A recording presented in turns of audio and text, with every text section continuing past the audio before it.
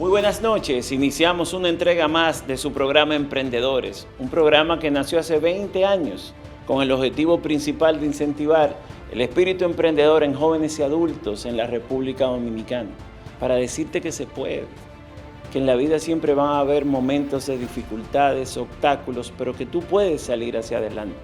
Y no dejes que nada ni nadie te diga que no se puede. Hay personas que se levantan por la mañana solo a criticar. Ahí están los que no hacen nada. Atrévete a vivir tus sueños, a salir hacia adelante con fuerza, con ímpetu, a dejar un legado, a contar una historia de éxito, aunque sea pequeña, que transforme tu vida y que transforme la vida de tus entornos.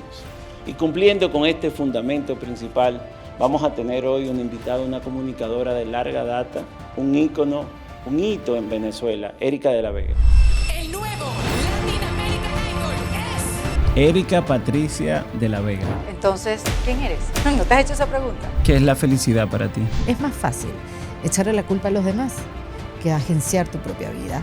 Y jugué tenis muchos años, pero tuve un accidente cuando yo tenía 15 años. Yo me fracturé 3 vértebras de la espalda. A mí me consiguieron un tumor en la cabeza, así facilito, pues. Yo creo que sí, la vida es muy corta y te puedes perderte mucho si no te apasiona lo que haces. De cómo íbamos a sacar cada una de las cosas en las maletas, porque bueno, sí, las mujeres viajamos con muchas cosas. ¿Qué legado quisieras dejar? Seguramente se me subió la fama a la cabeza. Es que estábamos hablando de las novelas de la fruta en Instagram. Todavía, aquí el ministro de Turismo no ha visto la novela de las frutas. Si estás sufriendo, si no estás contenta con tu vida, si eres infeliz, todo eso puede cambiar. Continuamos con Emprendedores. A continuación vamos a conocer la vida, la trayectoria de una leyenda, un ícono de la comunicación. ¿No te gustó leyenda? Leyenda. Un ícono, ¿está bien? Está bien. Lo dejamos ahí, bien, ícono sí, está sí. bien. Un referente también. También. Erika Patricia de la Vega. Exactamente. Y Quesada. Y Quesada, Okay. sí. Oye, mi nombre completo. ¿Cómo lo que te pasa sientes? es que con ese tipo de presentaciones, yo sí, uno no está acostumbrado así a esas presentaciones, ¿no? ¿Por qué? Bueno, porque uno es humilde. pero te gusta escucharlo.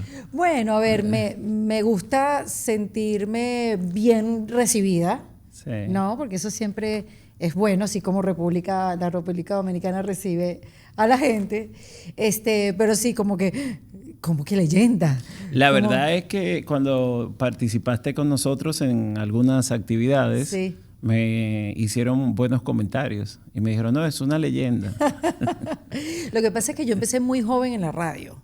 Cuéntame un poco de cómo inicias en los medios de comunicación en Venezuela, En Caracas Venezuela, específicamente. Sí. En Caracas específicamente, pero eso, muy joven. Yo empecé a los 20 años en la radio y había espacio para hacer radio muy irreverente y siendo muy joven y como que traduciendo un poco la actualidad. Pero te fuiste muy rápido ya a la radio con 20 años. Sí. Háblame un poco de si en tu niñez, adolescencia, soñabas con ser una figura pública, si tus padres te dejaron y apoyaron o querían que tú estudiaras una carrera. Hablamos un poco Ellos de me eso. dejaron ser siempre. Yo no sé si estaban ya cansados porque yo era ya la segunda. Pero, a ver, yo siempre quise trabajar en los medios. Lo que pasa es que no sabía cómo lo iba a hacer porque yo era muy tímida, muy callada, casi que ni me reía de pequeña. Mi mamá pensaba que yo tenía un problema porque, bueno, esta niña ni habla ni se ríe. Pero siempre me llamó la atención. En mi casa no había nadie como que de esa parte artística, solamente un abuelo. Mi familia, la mayoría es cubana. Un abuelo músico cubano que tocaba en Tropicana clarinete. Pero ese era el único, como que de la vena artística. Pero en tu niñez, Claro, ¿practicaba deportes? Yo practicaba deporte. ¿Tema de bellas artes? ¿Qué hacías? Fíjate que yo tengo una anécdota muy interesante, porque sí era como, me gustaban los deportes y eso estaba como la influencia era de mi papá. Y jugué tenis muchos años y hacía mucho deporte en el colegio y quería ser tenista profesional. ¿Tu jugadora preferida? Bueno, en esa época Gabriela Sabatini. Ok. En esa época, ¿no? Cuando Gabriela ya era grande, campeona y todo lo demás, pero bueno, uno estaba Steffi Graf, ¿sabes? Estaba ¿Y entre Federer y Nadal? A ver si me paro de aquí. A ver si ofendo o no. Sí. Cónchale, a ver, yo creo que Federer es un súper jugador clásico, perfecto, perfecto, impoluto, ¿sabes? Pero a mí me gusta un poco más Nadal, yo no sé por qué. Ya me quedo aquí. Ya yo no sabía por dónde irme. Pero sí, Nadal lo siento como con más pasión. Más latino, quizás es eso Sí. por lo que uno... Más fajador. Fajador, como... Federer tenía el estilo perfecto, el juego perfecto, pero Nadal era una máquina de resistencia. De resistencia, increíble, sí. Sí, pero bueno, en esa época ni existía, imagínate, Sí. ninguno de los dos. Y yo quería hacer, pero tuve un accidente cuando yo tenía 15 años. Yo me fracturé 3 vértebras de la espalda porque me caí y, bueno, tuve ese accidente. Y después no pude hacer más ejercicio como por un par de años. Y eso como que me quebró mis sueños de ser tenista profesional. Y Tenía y- 17 ahí ya. Ajá, Entonces, exacto. ¿cómo seguimos el camino a la comunicación? Pero fíjate, mi papá un diciembre me regaló una raqueta de tenis y por ahí me fui. Y otro diciembre me regaló una guitarra.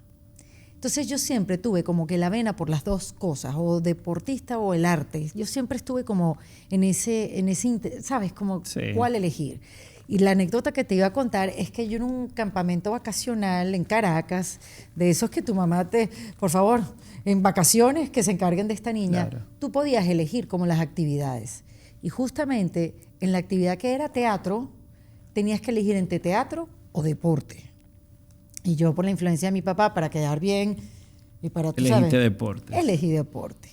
Sin embargo, cuando llegué a mi primera clase de deporte, que era en el jardín de este plan vacacional, era un plan vacacional, como que ahí se estaban como reuniendo y yo, ¿dónde está el teatro? Yo imaginándome que en esa casa había un teatro, que obviamente no había, pero yo soñaba con la cortina roja. Y como que empecé a buscar dentro de la casa dónde está la clase de teatro, dónde está, y me fui y me perdí y me perdí.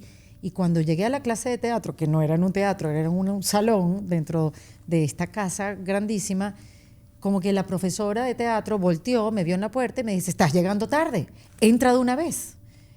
Y yo entré y me senté como si yo hubiera estado inscrita en esa clase. Y ahí Y ahí quedé como la protagonista. enganchaste con el teatro. Sí, ahí quedé como la protagonista de la obra que se iba a hacer a final de curso. Wow. Y eso, sabes que yo eso lo dejé pasar, pero con el tiempo, ya siendo grande y viendo en perspectiva, como que fue una Fue el gran destino. señal, ¿sabes? Sí, claro. Y qué bueno, porque en el momento que me llegó la frustración de que me caí, no pude hacer más ejercicio, más deporte, ya las cosas no eran igual. Cuando soñabas con ser tenista y tuviste esa lesión, ¿en algún momento te cuestionabas o lo asumiste simplemente con la juventud y no le diste mucha mente? Cuando ¿O ya te no podía hacer cuestionaba más, sí. de por qué? No, sí, yo me puse muy triste. Lo que pasa es que seguí adelante. Cuando tú tienes 15, 16 años, como que no había mucho que reflexionar tampoco, ¿no? Yo pensaba que me iba a sentir mejor y que me iba a recuperar, pero como que me frustré. Me frustré y sí, como me puse un poco triste. Era súper frustrante tener que pasar educación física en el colegio a punta de exámenes escritos. El tema económico. Ajá. ¿Vienes de abajo, clase media, clase Yo alta? vengo de una familia inmigrante que llegaron a Caracas cuando mi mamá tenía unos 14 años, mi papá 16, se conocieron en Caracas porque, bueno, como todos inmigrantes, los cubanos siempre tenían la casa de los cubanos. Y en la casa de los cubanos se conocían, se casaban, ¿Pero se de dónde enamoraban. era de dónde Yo nací en tu Venezuela. ¿Y tu madre? Mi mamá es cubana y mi papá también. Y se salieron de Cuba y se conocieron en Venezuela. Y mi hermana y yo nacimos allá, en Venezuela. Y entonces, nada, o sea, vengo de una familia inmigrante muy trabajadora de toda la vida. No teníamos grandes cantidades de dinero, ni tampoco vacacionábamos en el exterior. Sí hacíamos mucho turismo nacional. Y porque, bueno, mi familia, Venezuela la cogió como su segunda patria. Y desde esa edad, desde tu niñez, soñabas con ser una figura pública, ya sea en el deporte o en los medios, Yo ¿o no? yo hacía el típico, cuando estaba en deporte yo no pensaba que yo iba a hablar alguna vez en un medio de comunicación, pero que no te conté, cuando no pude hacer más deportes, agarré la guitarra como un refugio, cuando me caí. Después inmediatamente mi papá y mi mamá se divorciaron y la guitarra y la música para mí fue como drenar toda esa frustración que yo fui acumulando en los eventos que me pasaban en la vida. Sí. Entonces la música, cantar con mis amigos en mi casa fue una manera de comunicación. Y ahí sí yo empecé a pensar como que yo sí quiero hacer algo en los medios. Y me acuerdo que los amigos de mi papá y mi mamá me decían, tú tienes que ser locutora por el tono de voz. Y yo, bueno, ¿será que yo soy locutora? Y estudié publicidad, publicidad, mercadeo. Entonces eso también me acercó un poco a la televisión. Empecé a hacer como comerciales de televisión mientras estudiaba para ganar dinero, ayudar y sostenerme también de alguna manera. ¿Quieres protagonizar conmigo el comercial de Pantene más grande en Venezuela? Erika, ¿cómo llegaste tan lejos? Tú eres mi ilusión, la fuente de mi amor. Si él te parece absorbente, deja que pruebe las nuevas toallas Friends. Y ahí fue que empecé a acercarme a la televisión. Como ya el deporte no era algo que ya perdí muchos años, ¿sabes? En la carrera hacia un liderazgo en el tenis. Entonces dije, bueno, de repente esto sí me llama más la atención. Y ahí empecé me saqué como mi certificado de locución. Pero a todas estas, yo ni sabía que iba a entrar en la radio y tener una carrera larga y sólida. Era simplemente como un llamado, como voy a tener mi certificado de locución. A ver qué pasa. Exacto. Y tuve profesores, mientras estudiaba publicidad, que eran periodistas y estaban en la radio, y ellos me veían que yo tenía ganas de hacer radio. Y muy intuitivamente, como que, no sé, un profesor de periodista, uno de los periodistas más importantes de Venezuela, como que, ¿quieres ir a la radio? Yo te llevo. Y recuerdo que me llevaba a la AM, a Radio Capital, que se llamaba, y me ponía a practicar, a escucharme en cinta, en esa época, en cinta, y a practicar leyendo guiones. Yo no sabía de verdad lo que estaba haciendo ni hacia dónde iba, pero ese era el lugar por donde yo quería desarrollarme. Ya no eran los comerciales de televisión, ya no era una oficina como publicista y trabajar con clientes, porque tuve la oportunidad de hacer una pasantía en una agencia de publicidad. Yo decía, que estoy estudiando? Yo no quiero pasarme la vida aquí. ¿Cuándo llega la oportunidad ya de entrar a los medios? A los 20 años. A los 20 años ya yo hacía comerciales de televisión, y en Venezuela en esa época, cuando yo tenía así como 18 y 19, se abrió la programación independiente. ¿Sabes? Que llegaban los productores independientes y les daba una lata, un programa a los canales de televisión. Y yo, haciendo casting, le pedí a mi agencia de modelos que me mandara a hacer casting para la televisión, que yo quería entrevistar a gente. Y quedé en uno de esos programas. Wow. A los 19 años, muy atrevida de mi parte, empecé yo a entrevistar a estas leyendas de la música, a Soledad Bravo, hasta Soda Stereo. Recuerdo la última vez que fueron a Venezuela. Y yo era muy chiquita y era como, me ayudaban periodistas, como que mira, estas son las preguntas que más o menos tú les tienes que hacer a este artista, a este otro. Metí la pata 20 veces. ¿Y eras irreverente? En ese momento no sabía que yo podía ser irreverente. Okay. Después fue que vino la rebeldía. Yo en este programa, que fue como mi primer acercamiento a la televisión, estuve como unos 6 meses, fue mi primera experiencia, y vino la gran oportunidad de hacer una prueba en la radio. Una tía mía me llama y me dice, están haciendo una prueba en una radio, en esa época se llamaba 92.9, hoy en día cerrada por todo lo que han pasado los medios de comunicación en Venezuela, y están pidiendo hacer casting a mujeres jóvenes para acompañar a un locutor muy conocido que tiene el programa La Mañana, que se llamaba Luis Chatén, en El Monstruo de la Mañana. Erika, están pidiendo que lleves una foto y llenes una planilla. Ve, ya yo tenía mi certificado de locución. Wow. Y voy, lleno la planilla y me llaman. Y ahí inició todo. Ya inició en El Monstruo de la Mañana. En El Monstruo de la Mañana. ¿Y qué hacías ahí? Bueno, de la mano de este locutor, Luis Chatén, que te menciono, una figura que después fuimos creciendo juntos, y después él se convirtió en una persona de los medios y que nos enseñó a muchos a hacer televisión irreverente, auténtica y hablar otro lenguaje distinto. Empecé a hacer radio con él y juntos comenzamos a descubrir un lenguaje que traducía la juventud en ese momento de Venezuela. Y empezamos a traducir la actualidad, empezamos con humor.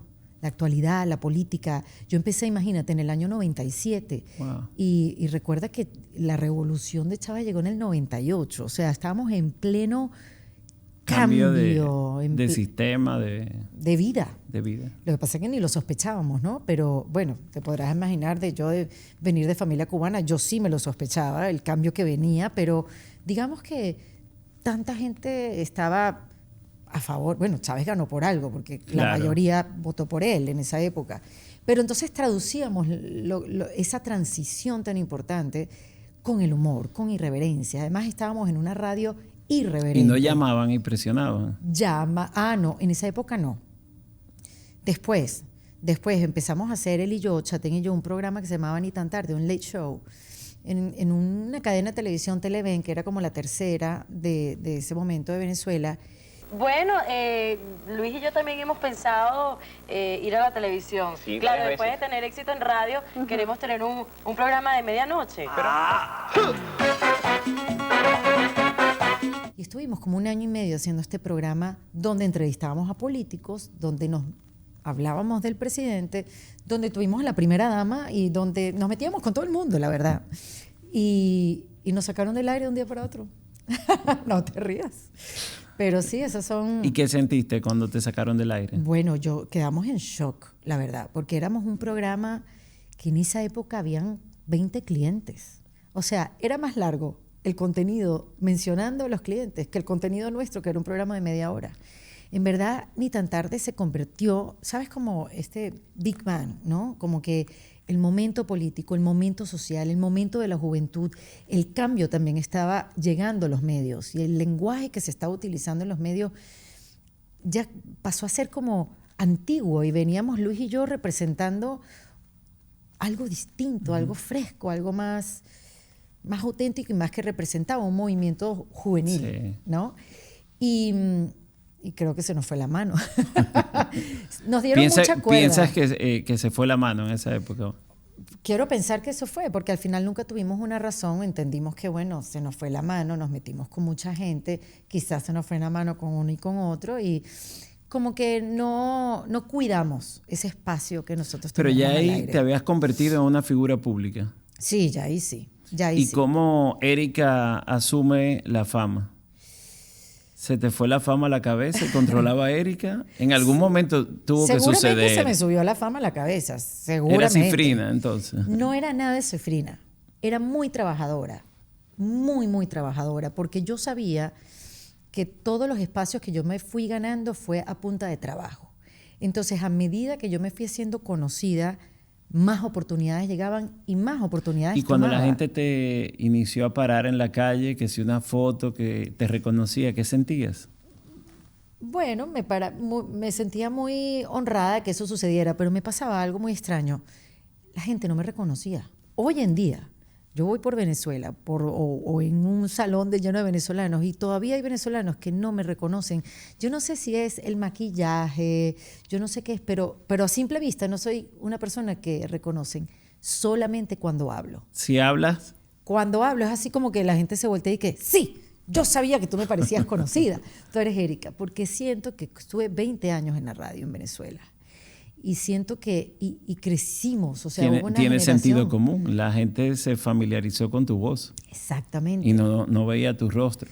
Sí, y más allá que lo vieran, porque sí hice mucha televisión, la radio me llevó a mí a la televisión y me llevó a hacer también alianzas comerciales muy... ¿Cuál fue ese proyecto que fue el más grande que tú dijiste, ya la pegué? Aquí fue. Yo ¿El Miss creo- Universo?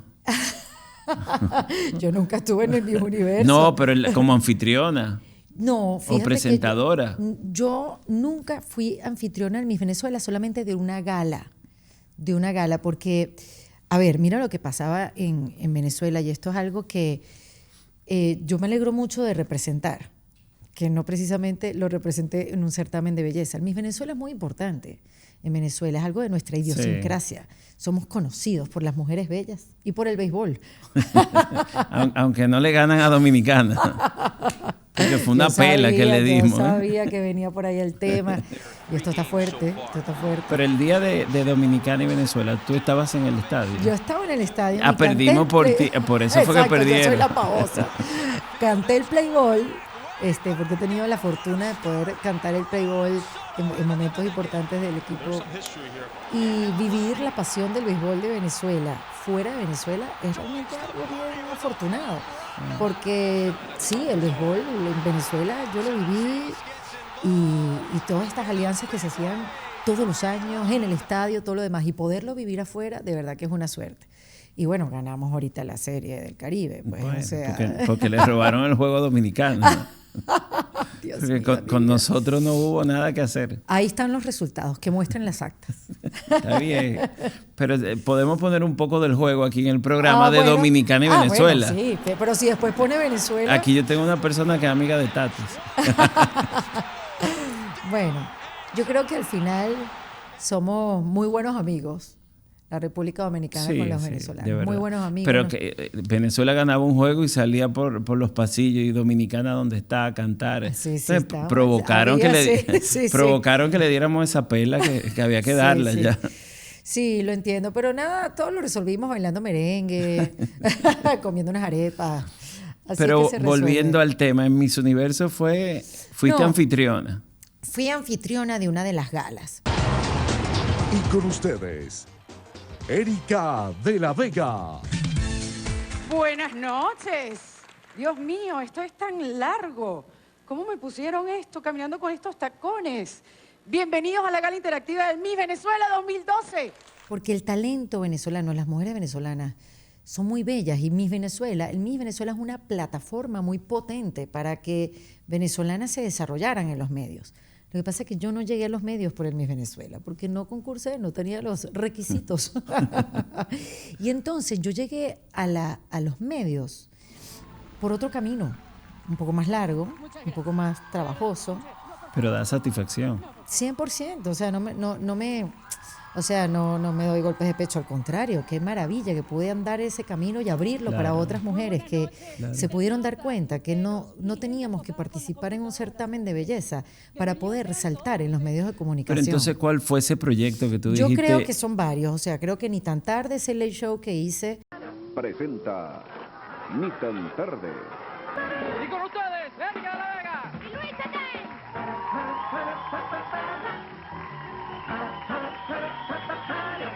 Como les dije ayer, bueno, ayer tuvo más golpes que yo, pero los golpes fueron internos. Internos son los que más duelen. Sí. Me dio tanto sentimiento voltear y venir en el carro de Erika, si toda choreta, toda chueca. Sí. Pero no, ya estás mejor, ¿verdad? Sí, estoy mejor. Yo creo que para la semana que viene ya dejo de ahorcarme. Sí, señor. Bueno, Sí marcó una diferencia en la televisión en ese momento, o sea, te lo digo con mucha humildad, pero también reconociendo el momento país, porque es que todo nos acompañó para que Ni tan tarde en ese momento se convirtiera en algo que marcó una diferencia.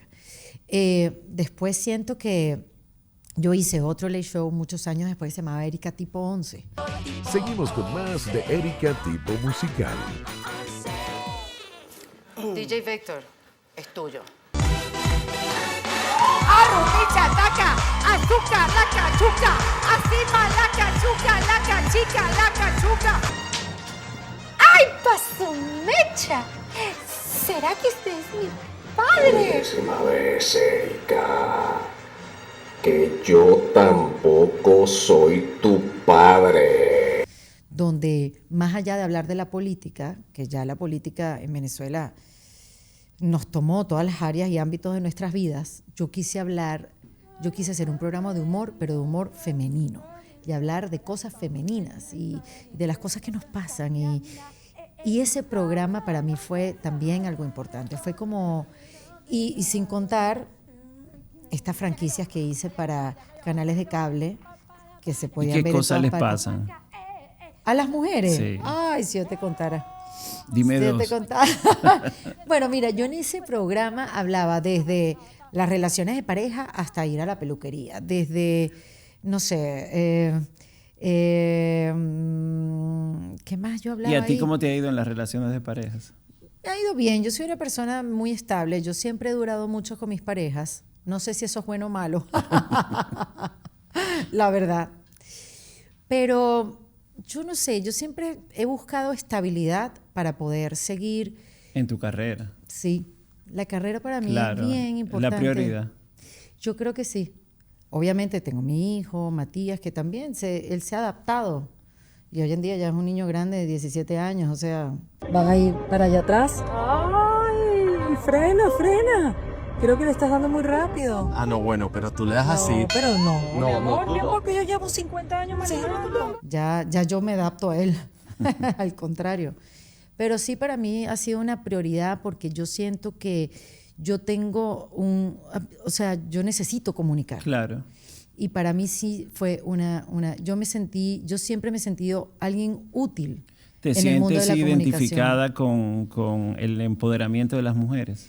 Sí, y fíjate que yo lo fui descubriendo a medida que fui creciendo frente a los micrófonos. Porque por un momento, David, sí te puedo decir que había muy pocas mujeres, sobre todo en la radio. Y esos espacios que uno se ganaba, uno era muy celoso de esos espacios. Y entonces, como que nadie me va a quitar este puesto que yo me he ganado con esfuerzo y trabajo. Y con el tiempo fui aprendiendo que uno tiene que abrir espacio para otras mujeres. He creado este programa que se llama La Maestría de Ser Mujer, porque obviamente en 2 días, hermana, nada puede cambiar. ¿Sabes? Claro. Que si uno no comparte el conocimiento y comparte espacios, claro, bueno, sí, te da miedo porque bueno, si abres espacio después te lo quitan, pero compartirlo desde la seguridad de que tú estás abriendo espacio para la que viene después. Claro. Entonces sí, yo lo fui aprendiendo, no nací aprendida con el empoderamiento femenino, nací aprendida en competencia, en liderazgo, en llegar, en trabajar y en luchar por lo que tú querías ganarte, ¿no? Y por eso te digo, yo siempre trabajé y tomé todas las oportunidades posibles hasta que me di cuenta que estaba muy sola en ese camino hacia el éxito. ¿Muy sola en qué sentido? Estaba en un mundo muy masculino, donde el éxito se sentía bien, pero al mirar hacia atrás, ¿costó sacrificio? Claro. ¿Recuerdas noches sin dormir? Bueno, yo hacía radio... Noches en que lloraste.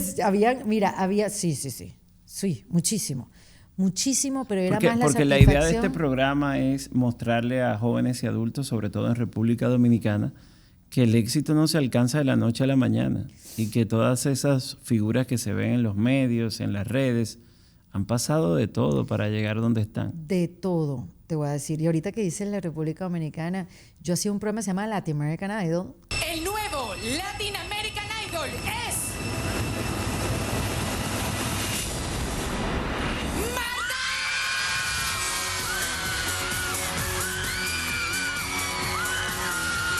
donde una cantante de República Dominicana fue una de las ganadoras en una de las... Pero sí, Marta Heredia. ¿Perdón? Se llama Marta Heredia, creo. Exactamente, pero tenía un sobrenombre. Sí, tenía un sobrenombre, pero era Marta, sí. Marta, que era muy, muy niña cuando ganó también, era muy, muy joven, muy, muy joven. Pero fue una época muy linda haber hecho Latin American Idol y unir todo el continente en un programa de talentos, que era la versión de American Idol. Ese programa te internacionalizó. Sí, ese programa fue muy importante. Por eso te digo, o sea, cada programa significó algo para mi carrera y yo siempre vi que el proyecto donde yo estaba era el paso para el próximo. Nunca me sentí que llegué. Ahí que dices el paso para el próximo, con algunos amigos cantantes y que he podido conversar con ellos aquí en Emprendedores, siempre tienen el miedo que sigue después. Sí. ¿Y tú? Siempre lo tuve. Siempre tuve que sigue después.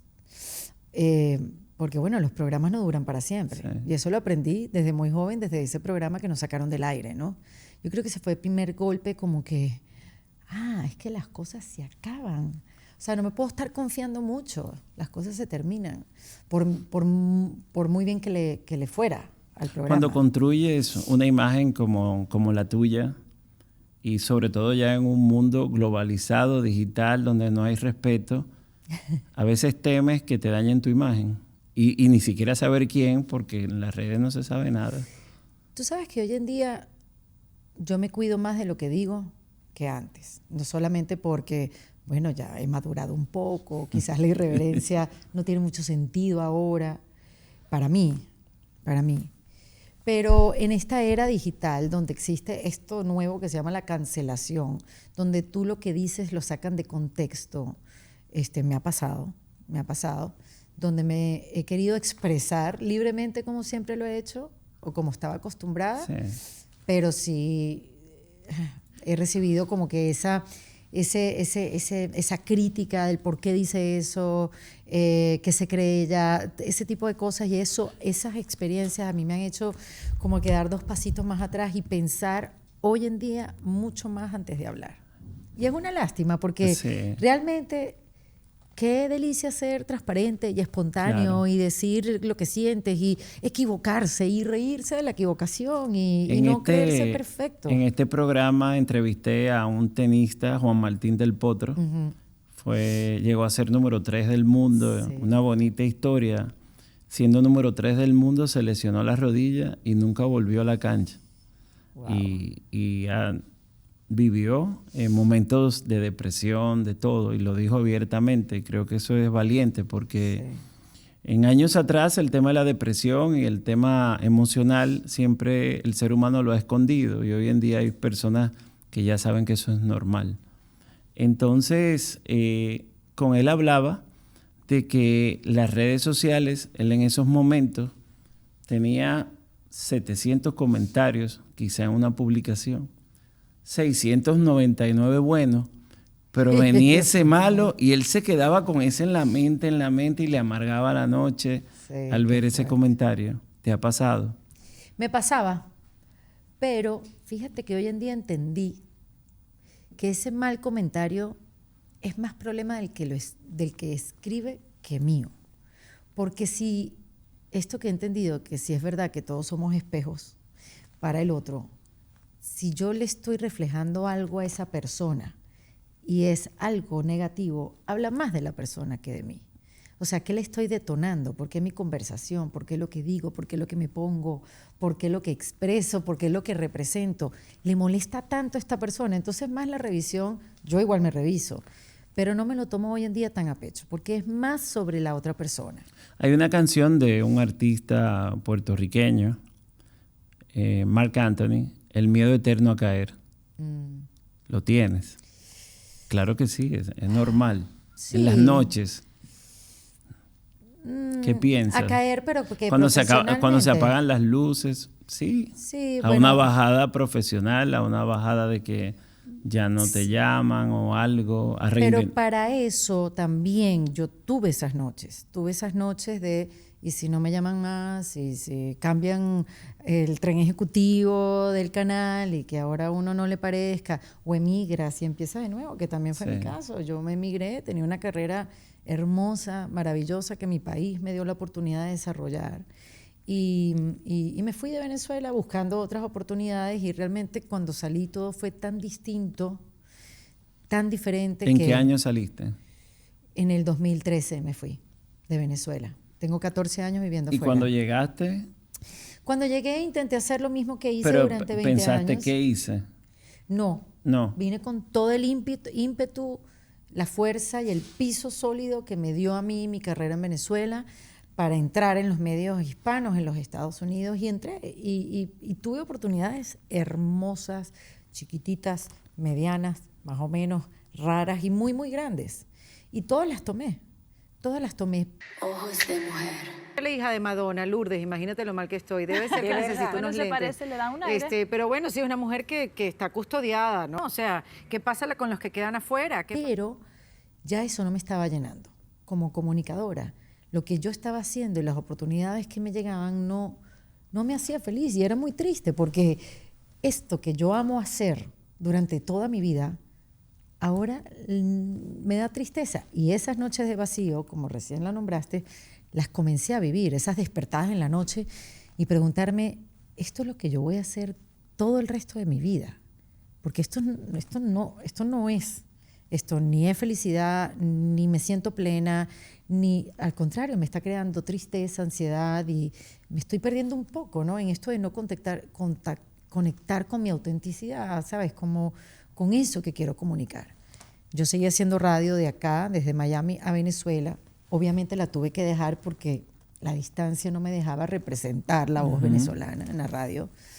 Y las oportunidades aquí se fueron cada vez poniendo más pequeñas, y yo decidí irme. Dejar como que yo tenía un programa en Telemundo espectacular que se llamaba Ya era hora, de humor. Lo hacía con un mexicano, Eduardo Videgaray, Boris Izaguirre. Relájese. Si uno tuviera Botox, la tequila lo quitaría inmediatamente. Yo la vi y de repente me dieron ganas de hacer zumba para ver si me adelgazaba en el trayecto de ella viniendo para acá. La próxima invitada de Ya era hora. La gente te quiere, la gente te quiere y quisimos hacerte esta canción. Lo que pasa es que si seguimos hablando de tus cualidades, pues... yo no... Y un programa complicado, porque era un programa de humor en tiempos políticos. Y sí fue muy retador. Y cuando el programa terminó, que duró un año al aire, que sabíamos que eso podía pasar, ¿no? Que durara muy poco, sí decidí como que intentar otra cosa, porque no se me estaba haciendo muy duro hacer ese tipo de contenido, como se estaba haciendo, y todavía yo tratando de entender a quién le estaba hablando. Entonces decidí irme. ¿Y cómo buscar el balance entre buscar la autenticidad, pero también el tema económico? Sí, bueno, entonces decidí hacer mi propio show de stand-up comedy y empecé a viajar por todas partes. Empecé a hacer un contenido para YouTube que no me trajo nada. De tímida, de niña a comediante. ¿Qué te parece? Yo siento que yo tenía como que todo eso retenido. Y yo empecé a hablar como si a cierta edad de mi vida, como en retroactivo. O sea, todo lo que yo no hablé en mi vida chiquita, lo hablé después de grande y bueno, y cómo lo disfruto hoy en día. Pero sí, no sé, yo siento que era muy observadora de pequeña y lo sigo siendo de grande. Y la observación me hace también como que digerir un poco el día a día y poder utilizar el humor, ¿no? Pero eso fue al principio, o sea, que empecé a desarrollar mis propios proyectos. ¿Para qué? Para no depender de que me llamen.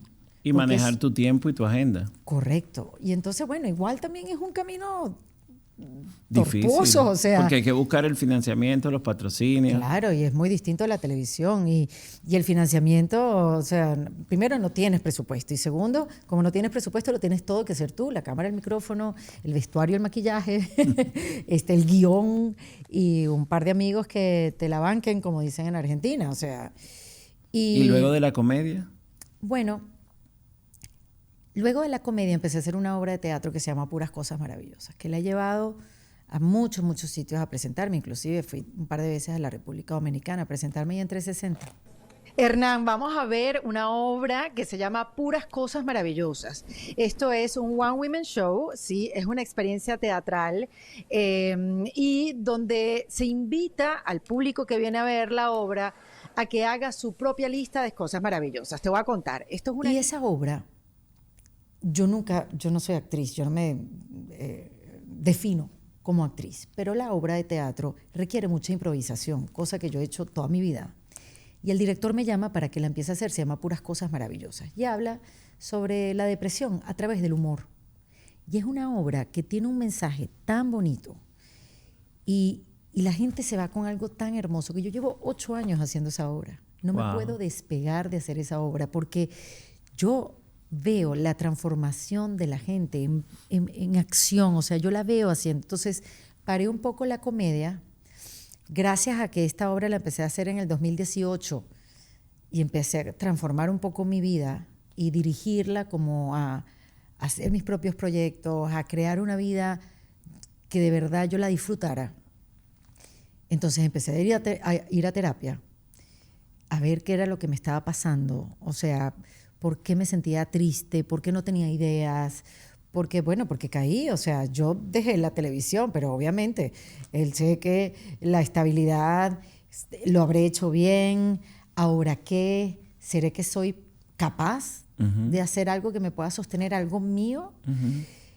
Y entonces, bueno, en ese hueco que caí busqué ayuda. La terapia me ayudó como que a establecerme de nuevo y a tener ideas, porque cuando uno está triste no hay ideas, o las ideas que vienen no son las mejores. No son buenas. Exacto.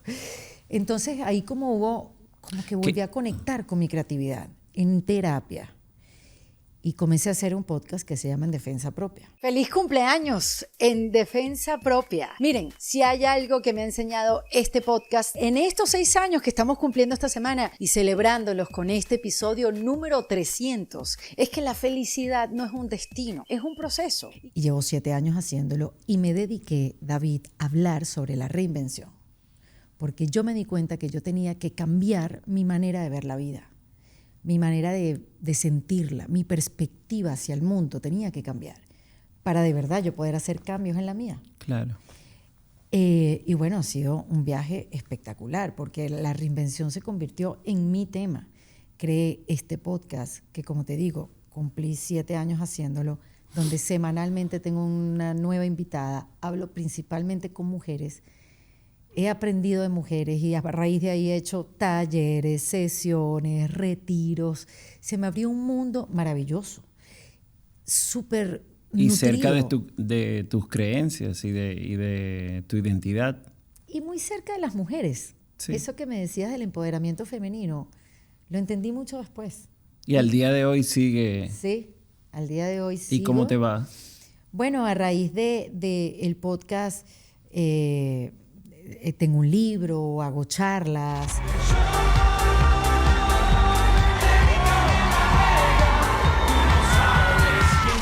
Hago retiros y hago programas online y todo con la misión, David, de poderle decir a las mujeres que a veces somos nosotras nuestras peores enemigas. ¿Qué es para ti la reinversión?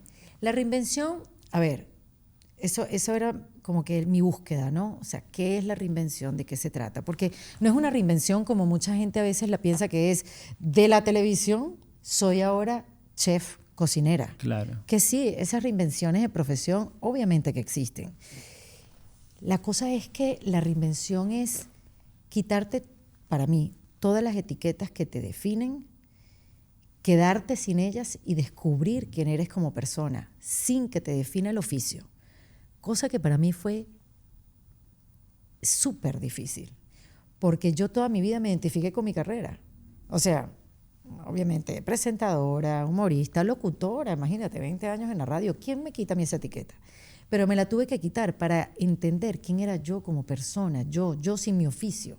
Yo, ¿de qué valgo? O sea, ¿qué traigo yo No al el mundo? personaje. Exactamente. Patricia Quesada. Exacto, exactamente. Entonces mi búsqueda fue hacia adentro. Como quién soy, qué traigo a la mesa, qué me tengo que empezar a valorar como una mujer ¿Qué? ¿Qué es la felicidad para ti? Es un trabajo que se hace diariamente y que se cultiva y que no se lo puedes dejar a nadie. La felicidad es algo que tú tienes que trabajar por ti y por tu bienestar integral todos los días sin depender quién esté a tu lado. O sea, yo llegué a un punto en mi vida donde yo antes le daba esa tarea a la gente, que me hicieran feliz, que se encargaran, que lo hicieran bien, y después me di cuenta que lo que pasaba es que yo no estaba siendo responsable con mi propia vida. Es más fácil echarle la culpa a los demás que agenciar tu propia vida, tu propia felicidad, tu propia esperanza, tu propia alegría. Claro. Entonces fui a buscar... Te voy a presentar a alguien para que le hable. Sí. Bueno, te voy a decir algo. A mí este tema me apasiona porque lo he descubierto, lo he sentido realmente y he entrevistado he podido conversar con Tal Ben-Shahar, que es el profesor que creó la certificación de felicidad en Harvard. The revelation didn't come to us telling us this is what you need to do and this is what will provide you the most happiness. Y he podido conversar con Dr. Joe Dispenza, que te ayuda a cambiar completamente tu personalidad para convertirte en ese yo del futuro que sueñas ser. The work is transformation. You can say that you teach people to love themselves. The biggest limiting belief we all have is our belief in ourselves. And when you believe in yourself, you believe in possibilities. That's how. De verdad que ha sido tan apasionante este camino que mi carrera que yo hice 20 años en Venezuela, en Latinoamérica, la amo, la adoro, la honro y me llevó hasta la mujer que empezó a buscar otro tipo de respuestas en la vida. Y después el camino se ha abierto de una manera que bueno, te digo, no puedo dejar de hacer el podcast. Cada vez conozco gente más interesante y cada vez me conozco más a mí. ¿Qué es lo más bonito de todo este trayecto? Entonces, ¿qué te falta por hacer? Yo creo que muchas cosas. Yo creo que ahora simplemente el comienzo. Yo lo que ¿Qué legado quisieras dejar?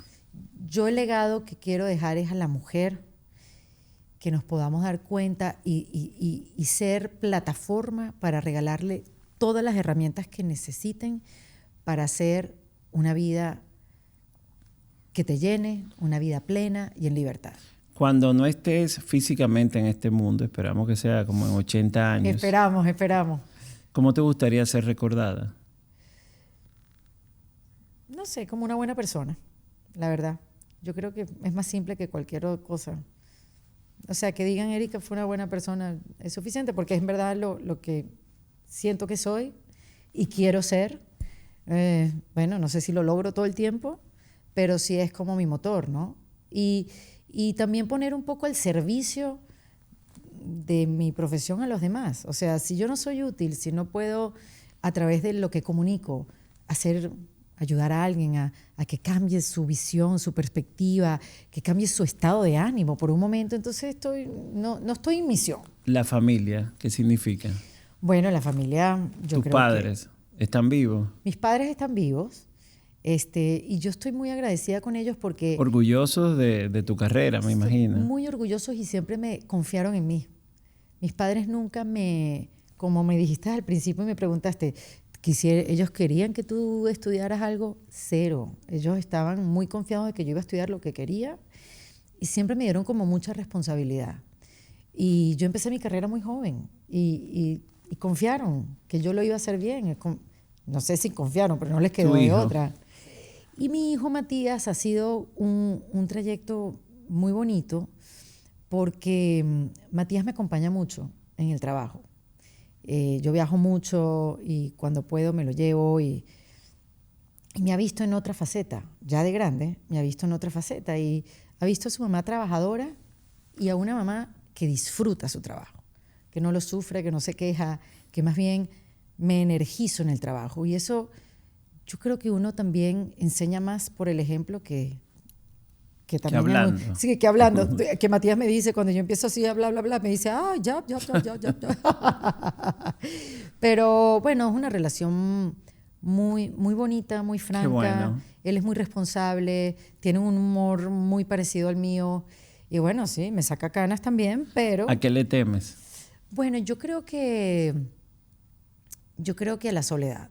A la soledad no es que yo disfruto mucho mi soledad, yo necesito momentos de silencio, yo necesito quedarme un poco sola para crear, ¿no? Y conectar conmigo. Pero digo la soledad cuando el tiempo pase. Fíjate que mi hijo Matías se gradúa el año que viene.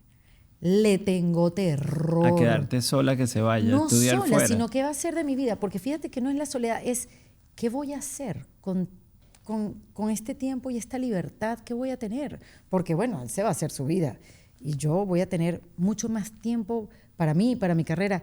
¿Qué va a hacer de mí? Esa es mi pregunta. Ley de vida. Sí, y entiendo que es la ley de vida, pero me da ansiedad. Más que miedo, me da ansiedad. Como que, música, ¿te gusta? Amo la música, no te digo tocar guitarra. ¿Cuál es tu dos canciones tuyas que sean tus canciones preferidas? Bueno, te voy a decir. Que cuando estás ahí bajita la pones. Hay una de Rawayana, que es uno de mis grupos favoritos venezolanos, que se llama Nada Malo. Yo no le temo a los golpes, enamorado de mis heridas. Sigo como de costumbre, fiel a la incertidumbre. A mí me consiguieron un tumor en la cabeza, así facilito pues. Un día me fui a hacer un chequeo a ver si todo estaba bien en mi cabeza y fue un tumor. Wow. Y tuve una operación de una craneotomía de un día para otro y bueno, cuando a ti te abren el sistema operativo, claro. Por más que todo salió bien, un tumor benigno, quedé un poco perdida, ¿no? Y esta canción, Nada Malo, me acompañó durante ese momento que estuve como, aunque tuviera gente alrededor, estuve en una conversación muy íntima y espiritual, te pudiera decir, porque cuando estás cerca de la puerta de San Pedro, tú te empiezas a hacer otro tipo de preguntas, ¿no? Y esta canción como que me acompañó a pasar ese momento. Pero me dijeron que cantas a veces, que vas a karaoke y eso. Yo canto, claro que sí. ¿Y cómo dice esa canción un poco? Ay, ¿cómo se dice? Ya te voy a decir. Que me vino a la cabeza fue una de Jorge Drexler. ¿Cómo dicen? es más simple, no hay otra norma. Nada se pierde, todo se transforma.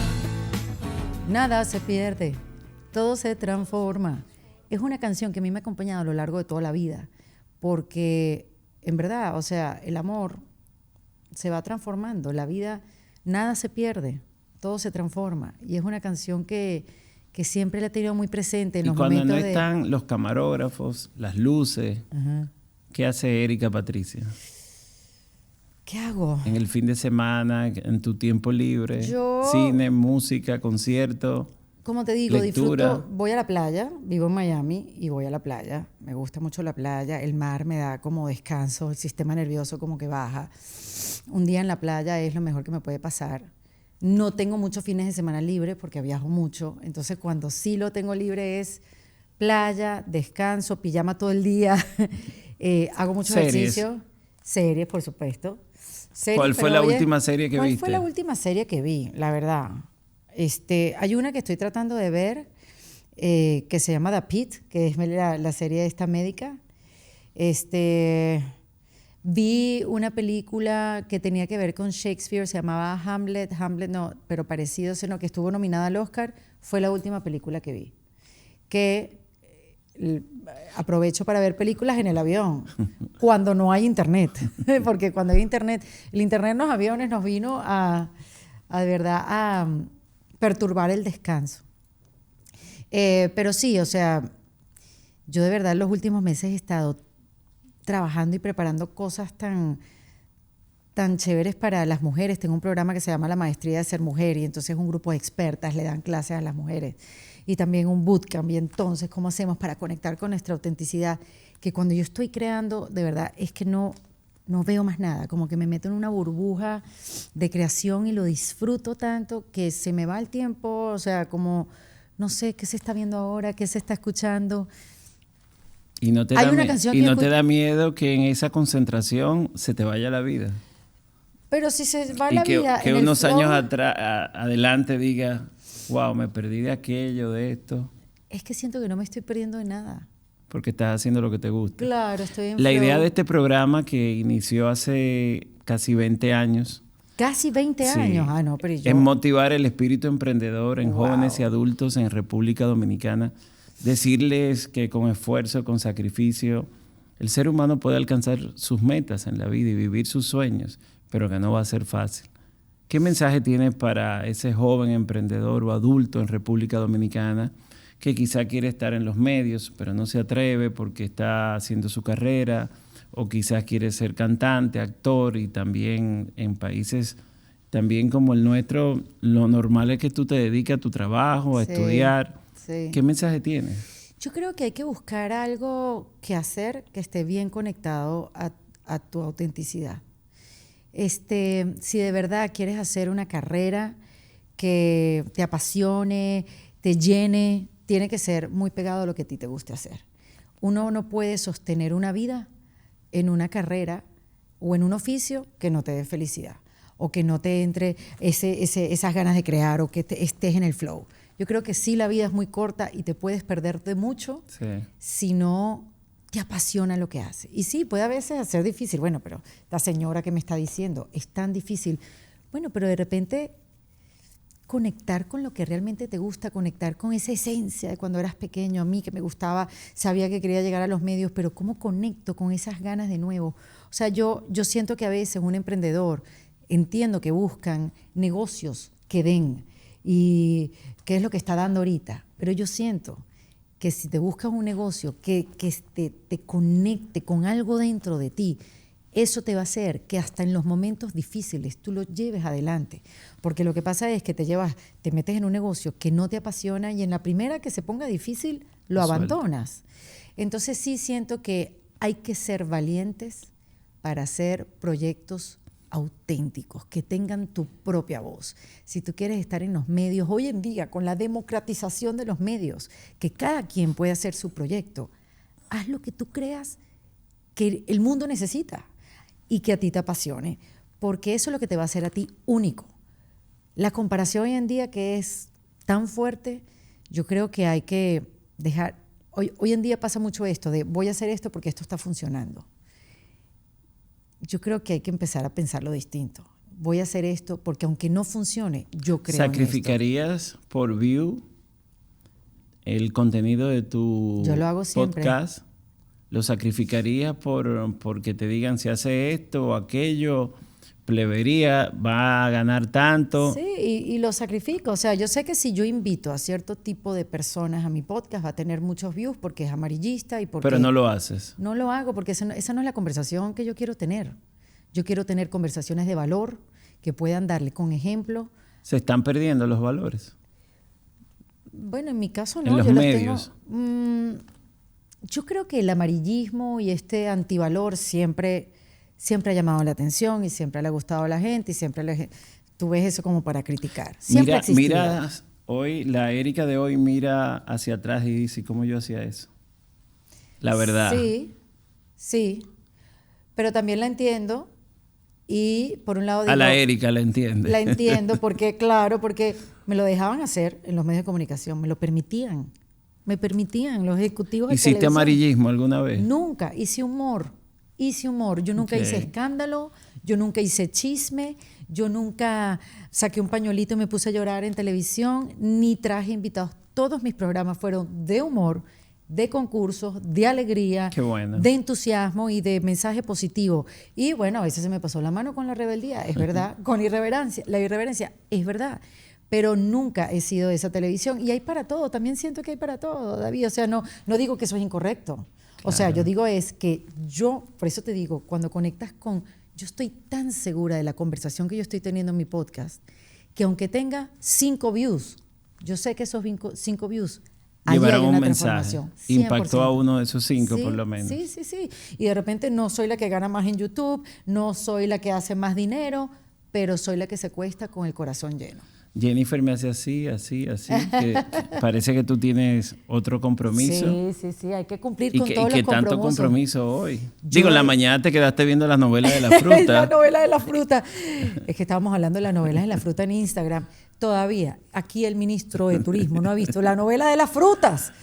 Pero tú me la vas a enviar. Yo te la voy a enviar para que no te pierdas ni un solo capítulo de Manzanito y Fresita. Hay que estar en todo, yo creo que hay que... Ya para cerrar, un mensaje a la mujer dominicana, ya que es tu pasión. Las mujeres dominicanas que son tan elegantes, la verdad que qué admiración siento yo por la mujer. Mi mensaje a las mujeres, a ver, es muy importante. No importa la vida que tú estás teniendo ahora,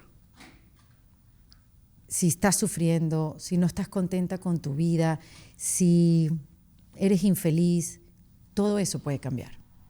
Todo eso puede cambiar. Y el cambio, para que se pueda dar, empieza aquí adentro. Empieza en tu corazón, en tus creencias, en tu manera de ver la vida y en lo que crees que te mereces.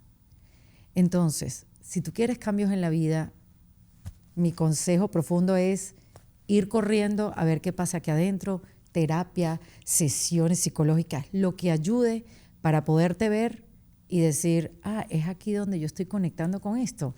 ¿Cómo puedo hacer el cambio? Y recordar que la responsable del cambio en tu vida eres tú misma. Gracias. Erika Patricia de la Vega y Quesada. Gracias por la invitación, la verdad que la ya son los 4 bien. Nombres que me sé. Sí, Olvidé uno una vez. No, y es el primero. Y no vamos a contar esa anécdota. No, eso vamos a dejarlo después. Exacto.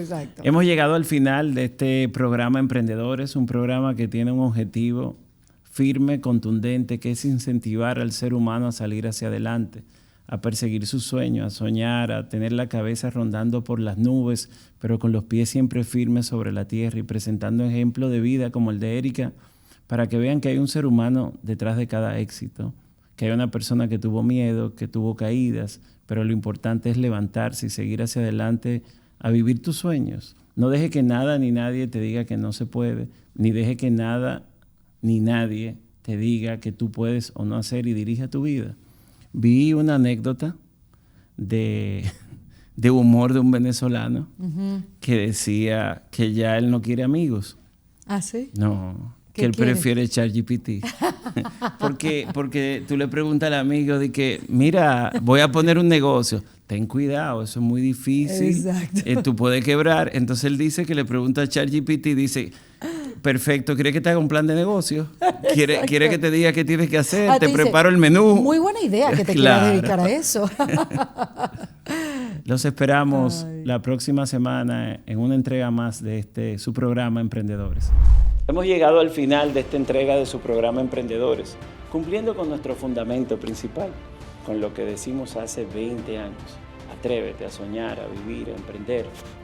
Atrévete a salir mañana a hacer lo que tú quieras hacer en la vida, a dejar un legado, a innovar, a crear, a cumplir tus metas, sabiendo que en la vida hay golpes inesperados, que nos sacan de nuestra zona de confort, que nos llevan a ese sentimiento de decir, wow, no más. A mí me pasa, a todo ser humano le pasa. Lo importante es que al día siguiente te levantes con más fuerza a hacer lo que tú quieres hacer en la vida, a ser un referente para tus hijos, para tus hermanos, para tus padres. Atreverte a crear y a innovar es la mejor satisfacción que puede tener un ser humano. Y aquellos que siempre hablan, déjalos hablando y que el trabajo tuyo día a día escriba una historia de esperanza y superación. Los esperamos la próxima semana en otra entrega más de su programa Emprendedores en esta tercera etapa.